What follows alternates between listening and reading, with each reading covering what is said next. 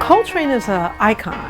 His work is masterful, and he changed the way that people thought about this form we call jazz.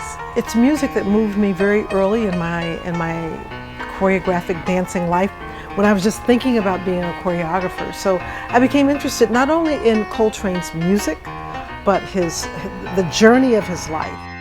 Right now, Walking With Trane is conceived in 3 parts, looking at 3 different kind of manifestations of Coltrane's life. One section is taking the last section of a Love Supreme psalm and working with the process I call physical transcription and working to get the exact phrasing, but it would be in silence. Another section, I'm really looking at like how people talked about experiencing his music in the club, that it was muscular, that it was athletic. People had this experience of something intense and powerful and deep.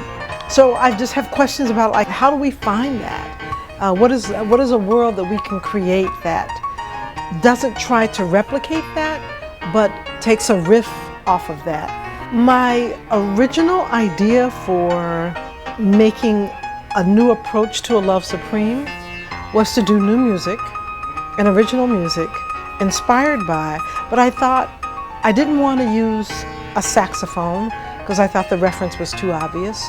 So I thought, well, what if a pianist took an approach that took each of those sections and the ideas of those sections, but really took a very unique and purposeful musical approach. Well, George called me up and I said, well, you know, they do know that John played the saxophone, right? So we had a nice little laugh about that.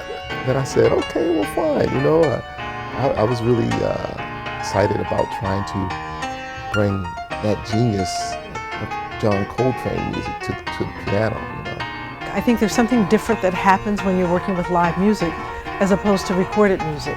There's an immediacy, there's a response.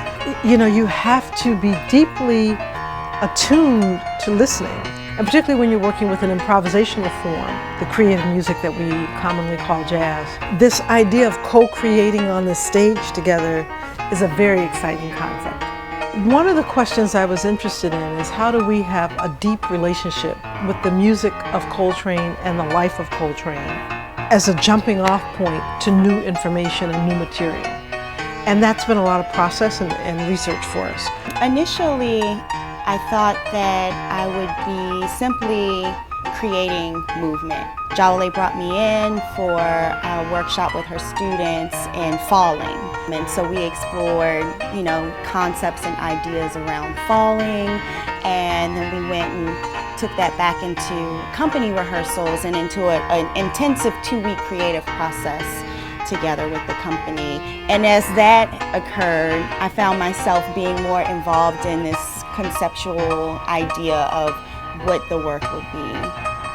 So there's been a really wonderful research process of not necessarily focused on making the work yet, but really what are we learning about an approach to making the work.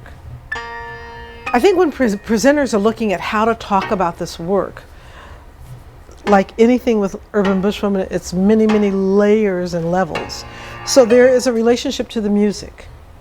There is a relationship to the life of Coltrane. There's a relationship to Urban Bushwoman's continuing exploration and continuing growth and evolution and role in nurturing the voices of choreographers, and particularly African American women choreographers. So I think all of those things are part of what's happening in